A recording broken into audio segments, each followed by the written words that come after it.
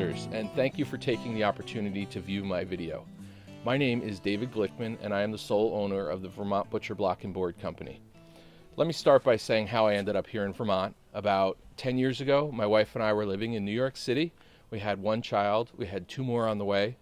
9/11 happened, the internet bubble burst, and I was a pharmaceutical project manager, and my job went south pretty quickly. So my wife decided that we needed to leave New York City, and she didn't want to live in New Jersey, so we ended up here in Vermont, where we had been vacationing for a long time.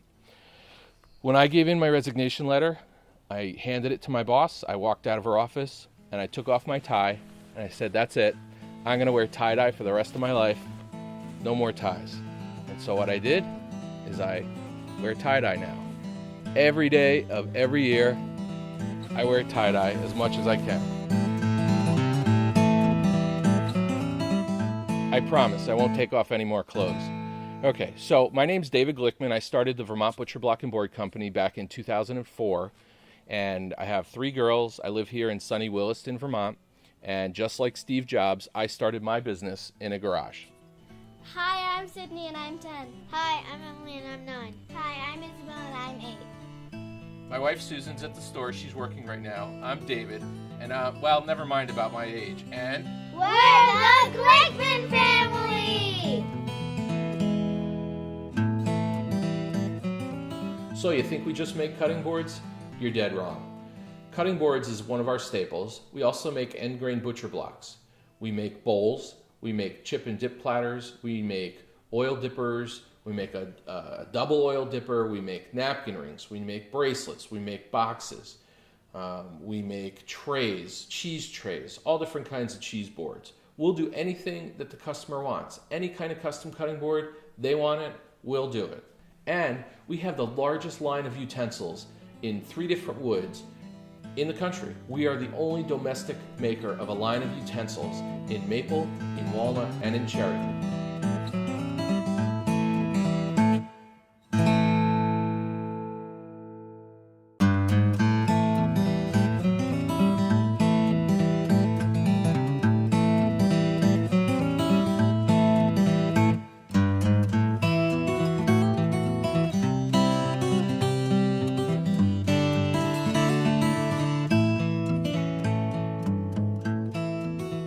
Welcome to sunny Burlington, Vermont. We're down on Church Street, which is a closed pedestrian walkway which has tourist shops lined up and down both sides of the streets with plenty of restaurants and sidewalk cafes, and it is a great place to have a retail store.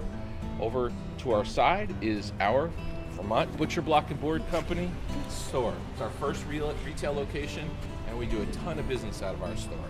So here at the Vermont Butcher Block and Board Company, we have 6 avenues of income or revenue coming in. The first and the most important is our retail store. The second avenue of income for us is the internet. We just rebuilt our website to a state-of-the-art 2012 technology, surpassing our last 2006 website. We've already gotten a ton of business on our new website, and things have been going great on that side. Our third avenue of revenue are corporate sales. The fourth area of revenue that we have are from restaurants. I don't know if you've heard of a guy named Daniel Blue, but he's probably a top 10 chef, and I'm sure you've eaten at many of his restaurants. He has about 8 restaurants, and we do business for about 6 or 7.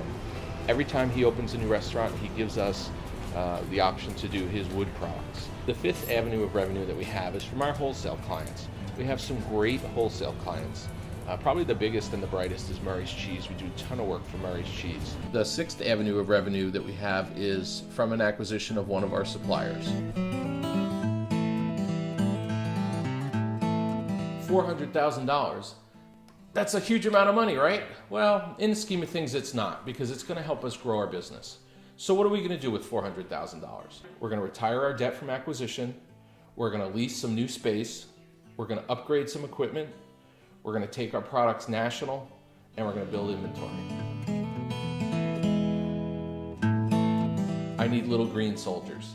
I need 400,000 little green soldiers to take a vacation to the Green Mountain State, where I'll take great care of them for the next 10 years, and in exchange, we would give them 30% of the business.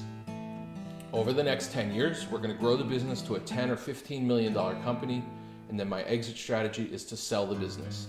And obviously all those little 400,000 little green soldiers with their procreated friends would go right back into the shark's pocket.